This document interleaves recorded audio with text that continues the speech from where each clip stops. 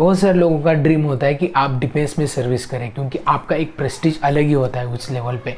तो अगर आपको वहाँ पे जॉब करना है, जैसे आर्मी में, जैसे नेवी में, या फिर एयरफोर्स में, तो आपको क्या करना पड़ेगा? तो उसके लिए आपको एग्ज़ाम क्वालिफाई करना पड़ेगा। तो उसके लिए एग्ज़ाम कौन सी है? तो एग्ज़ाम आती है UPSC under, union public service commission, जो सेंट्रल गवर्नमेंट कंडक्ट करती है कॉम्पिटिटिव एग्ज़ाम। उसमें एग्ज़ाम आती है कंबाइंड डिफेंस सर्विस एग्जामिनेशन।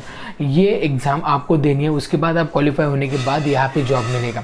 तो स्पेशली मैं फार्मास्यूटिकल सेक्टर के बारे में बहुत सारी वीडियोस बनाता हूँ, तो यहाँ पे फार्मेसी के स्टूडेंट्स भी ये जॉब कर सकते हैं।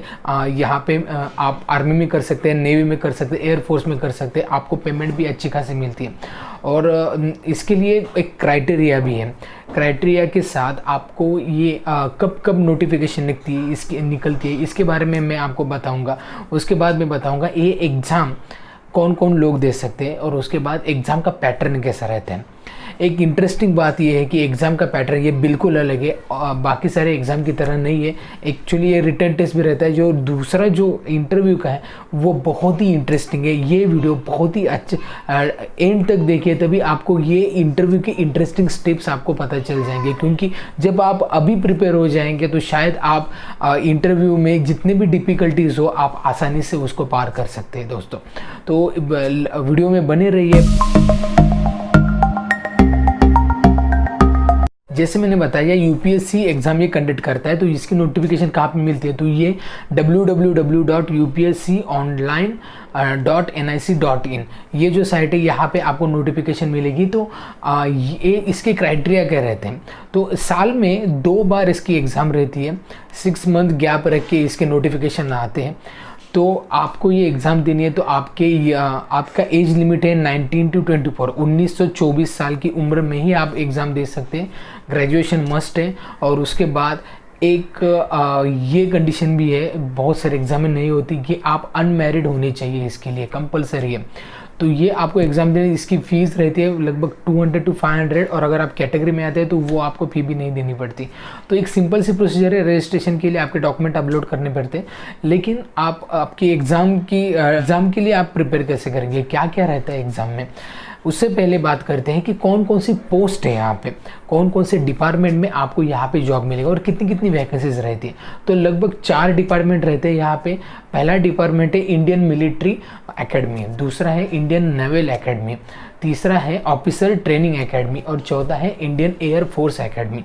तो ये 4 डिपार्टमेंट में वैकेंसीज रहती है। Vacancies generally Indian military academy में 100 वैकेंसीज रहती है ऑन एन एवरेज। फिर इंडियन नेवी एकेडमी में 45 वैकेंसीज रहती है। इंडियन एयर फोर्स एकेडमी में 30 वैकेंसीज रहती है, और जो बाकी है ऑफिसर ट्रेनिंग एकेडमी, वहाँ पे 300 वैकेंसीज रहती है।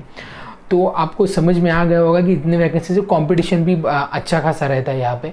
तो फार्मेसी के स्टूडेंट्स के लिए कौन कौन से डेजिग्नेशन होते हैं यहाँ पे? एक तो आप डिस्पेंसिंग यहाँ पे कर सकते हैं एज ए डिस्पेंसिंग फार्मासिस्ट। फिर परचेस ड्रग ऑफिसर, ये भी आपका डेजिग्नेशन है। फिर रिसर्च ऑर्गेनाइजेशन रहते हैं, वहाँ पे रिसर्च के लिए आपको मौका मिल सकता है। एज अ साइंटिस्ट आप यहाँ पे काम कर सकते हैं। उसके बाद क्लिनिकल फार्मासिस्ट का भी आप जॉब कर सकते हैं यहाँ पे। तो एग्जाम के बारे में बात करते हैं, तो उसमें 2 स्टेप्स है। पहला है रिटन टेस्ट, तो सेकंड है इंटरव्यू। अब रिटन टेस्ट में भी 3 सब्जेक्ट है। रिटन टेस्ट में 3 सब्जेक्ट, उसमें पहला सब्जेक्ट है इंग्लिश, फिर जनरल नॉलेज, और तीसरा है एलिमेंट्री मैथमेटिक्स। तो इंग्लिश सब्जेक्ट में कौन कौन से आपको प्रिपरेशन करने के लिए क्या क्या लगेगा? तो अंडरस्टैंडिंग ऑफ इंग्लिश जो बेसिक रहता है, वो वर्बल्स, नॉर्म्स, ये सारी चीज़ें मैंने डिस्क्रिप्शन है इसमें पूरी डिटेल्स में दी है। अगर आपको प्रिपेयर करना है तो कौन कौन से सब्जेक्ट है, वीडियो बहुत लंबा हो जाएगा, इसलिए मैंने डिस्क्रिप्शन में दिया, आप ज़रूर देखिए। फिर नेक्स्ट है जनरल नॉलेज, तो यहाँ पे भी हिस्ट्री और स्टैटिस्टिक्स, ये सारी चीज़ें यहाँ पे पूछी जाती है जनरल नॉलेज में, और बहुत सारी चीज़ें पूछी जाती है। मैंने डिस्क्रिप्शन में उसकी भी पूरी डिटेल्स में इंफॉर्मेशन दी गई है। और नेक्स्ट सब्जेक्ट है एलिमेंट्री मैथमेटिक्स। अब एलिमेंट्री मैथमेटिक्स में आपको अलजेब्रा, ज्योमेट्री के बाद फिर अरिथमेटिक्स, ये सब्जेक्ट, स्टैटिस्टिक्स, ये सारी चीज़ें, और डिस्क्रिप्शन में और भी चीज़ें आपको मिलेगी, आप ज़रूर देखिए।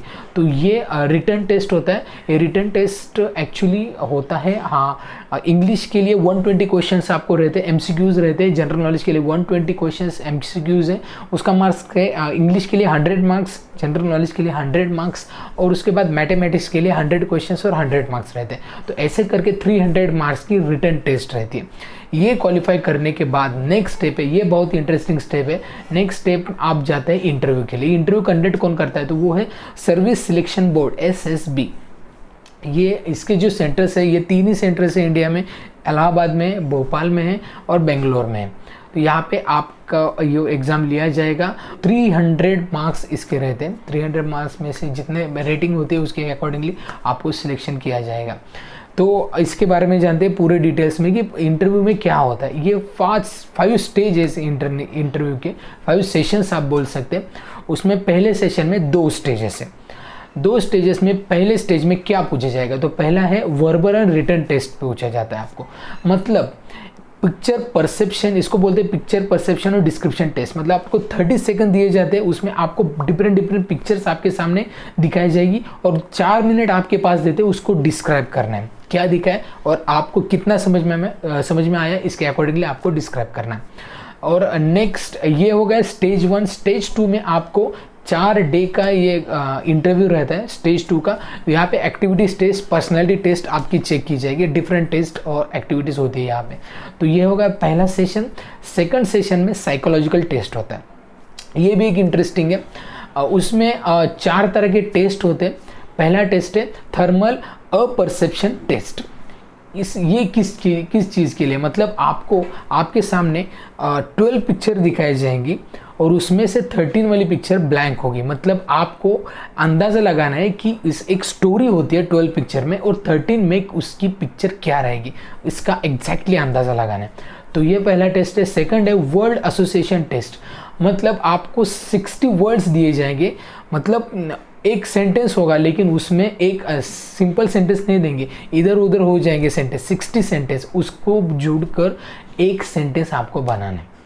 उसके लिए आपका प्रेजेंस ऑफ माइंड बहुत ही अच्छा होना चाहिए, कॉन्फिडेंस अच्छा होना चाहिए। सेकंड नेक्स्ट टेस्ट ये है कि सिचुएशन रिएक्शन टेस्ट। मतलब आपको एक सिचुएशन दी जाएगी और उसके अकॉर्डिंगली आपको रिएक्ट करना है। आप कैसे इस प्रॉब्लम को सॉल्व करेंगे, कैसे उभर के आएंगे। एक बहुत ही डिफिकल्ट टेस्ट होती है। आपको प्रेजेंस ऑफ माइंड होना चाहिए, बहुत स्मार्ट वर्क करके ये काम आपको करना है।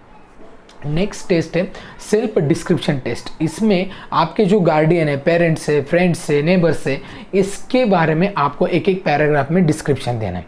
उससे आपका दुनिया की तरफ देखने का कैसा नज़रिया है, आपके अपनों की तरफ देखने का क्या नज़रिया है, ये पता चल जाता है। तो ये हो गया पर्सनालिटी टेस्ट। नेक्स्ट सेशन है, नेक्स्ट सेशन जो कंडक्ट करते हैं वो है ग्रुप टेस्टिंग ऑफिसर कंडक्ट करते हैं ये सेशन। उसमें क्या होता है, पहला ग्रुप डिस्कशन होता है। ग्रुप डिस्कशन में आपको 2 सब्जेक्ट दिए होते हैं, सोशल इश्यूज और करंट इवेंट्स। उसमें आपको ग्रुप डिस्कशन करके उसमें आपका इंप्रेशन अच्छा बनाना है, ज़्यादा नॉलेज शेयर करनी है। नेक्स्ट है ग्रुप प्लानिंग एक्सरसाइज होती है और नेक्स्ट है प्रोग्रेसिव ग्रुप टास्क।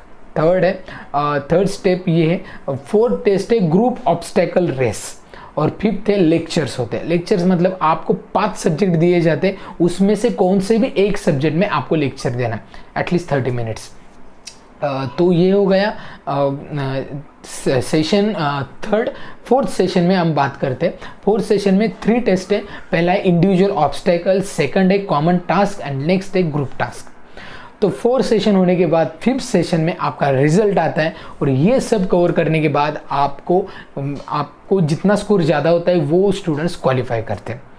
तो ये होता है आपका कंबाइंड डिफेंस सर्विस एग्जामिनेशन। तो ये आपने क्रैक कर लिया तो आप में बहुत सारी अपॉर्चुनिटीज़ होती है। आर्मी में जैसे मैंने बताया बहुत डिफरेंट पोस्ट्स होते हैं और साल में 2 बार इसके नोटिफिकेशंस निकलते हैं। मैंने साइट दिए, उसमें ज़रूर चेक कीजिए, अपडेट हमेशा लेते रहिए। और अगर आपको और भी कुछ पूछना है तो आप कमेंट बॉक्स में ज़रूर पूछिए। वीडियो अच्छा लगता है तो लाइक कीजिए, चैनल को सब्सक्राइब करना मत भूलिए और ढेर सारे लोगों तक शेयर कीजिए। इस वीडियो में इतना ही, मिलते हैं नेक्स्ट वीडियो में। तब तक बी हेल्दी, बी हैप्पी।